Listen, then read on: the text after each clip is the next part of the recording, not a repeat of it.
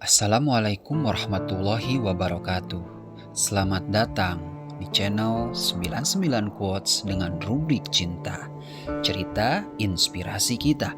Cinta kita kali ini akan menceritakan tentang perjalanan hidup sang dai kondang, dai seribu hikmah, UJ, Ustadz Jeffrey Al-Bukhari. Berikut ceritanya. Jeffrey Al-Bukhari lahir di Jakarta, merupakan anak ketiga dari pasangan Bapak Ismail Modal yang berdarah Maluku dan Ibu Tatu Mulyana. Masa kecilnya dihabiskan di daerah Jalan Pangeran Jayakarta, di mana lingkungan sekitarnya terdapat banyak bar dan diskotik.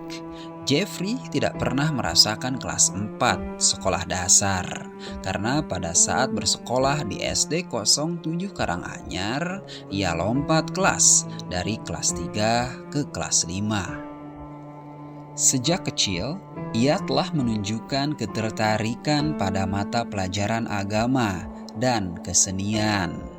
Setamat SD, Jeffrey dan kedua kakaknya bersekolah di pesantren modern Dar El Kolam Gintung, Balaraja, Tangerang. Namun, ia hanya mengikuti pendidikan selama 4 tahun dari 6 tahun syarat lulus dan pindah sekolah ke madrasah aliyah karena perilaku yang tidak terpuji.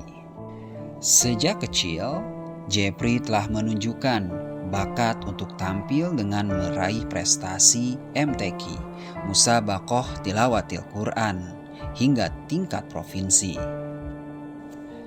Masa mudanya kerap diidentikan dengan narkoba, disko, dan bermain bola biliar. Selepas madrasah setingkat SMA, ia melanjutkan pada Akademi Penyiaran di Rawamangun, Jakarta. Namun tidak selesai kuliah dikarenakan lebih mementingkan bermain biliar.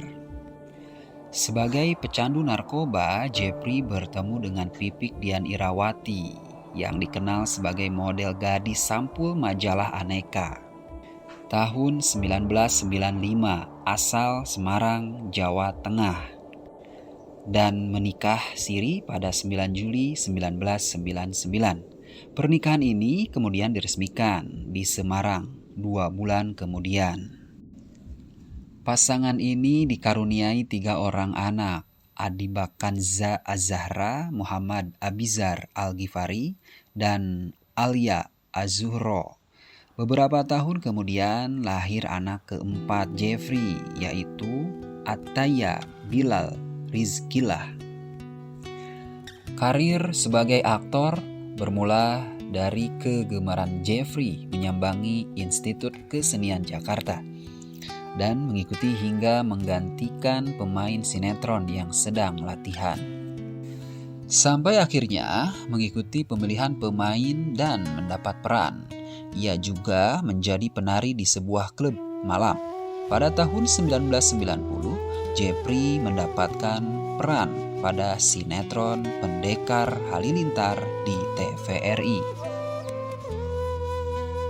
Dan pada tahun 1990 terpilih sebagai pemeran pria terbaik dalam sepekan sinetron remaja Saya Patah yang juga ditayangkan di TVRI. Karirnya di bidang dakwah dimulai pada tahun 1999 saat menggantikan kakaknya yang menjadi imam di sebuah masjid di Singapura.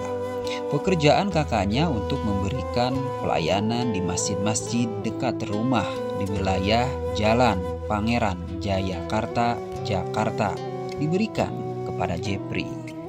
Pertama kali menerima honor dari pekerjaan mendakwah berasal dari sebuah masjid di bilangan Mangga 2 sebesar Rp35.000 pada saat kesempatan saat menjadi imam, jemaat masjid bubar menolak dipimpin oleh tukang mabok. Jeffrey sebagai pendakwah mulai dikenal orang secara luas pada tahun 2002 untuk ceramah dan doa dalam acara Salam Sahur di Trans 7. dan dikontrak untuk acara yang sama pada tahun berikutnya. Pada tahun 2002, ia mengisi acara tausiah di TPI, kini MNCTV, dan 7 episode acara Kumis Remaja setiap Minggu pagi. Pada awalnya, Jepri sempat berpakaian gamis panjang lengkap dengan sorban, tetapi menggantinya karena berpikir bahwa segmennya remaja dan tidak cocok untuk pakaian tersebut. Jepri pun populer dengan baju kokonya dan menjadi merek dagang umum sebagai daya jual pedagang untuk mempopulerkan baju tersebut. Pada tahun 2005, kegiatan ceramahnya mencapai 3-4 kali dalam sehari, dan pengajian rutin I Like Monday di rumahnya dengan jemaat tetap.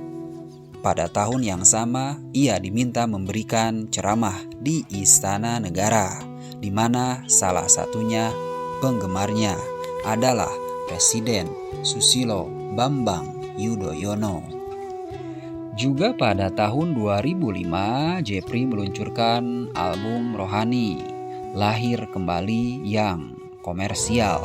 Kemudian pada tahun 2005, ia meluncurkan album keduanya, Sholawat, di mana ia berduet dengan istrinya Pipik Dian Irawati dalam 2 lagu, Sholawat Badar dan Tola'al Badru.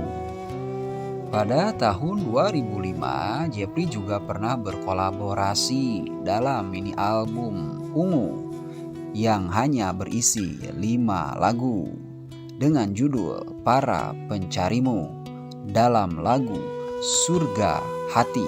Pada tahun 2008, ia tampil langsung berduet pada Tablik Akbar dan konser musik rohani Ungu di Cilegon, Banten yang dihadiri ribuan penonton.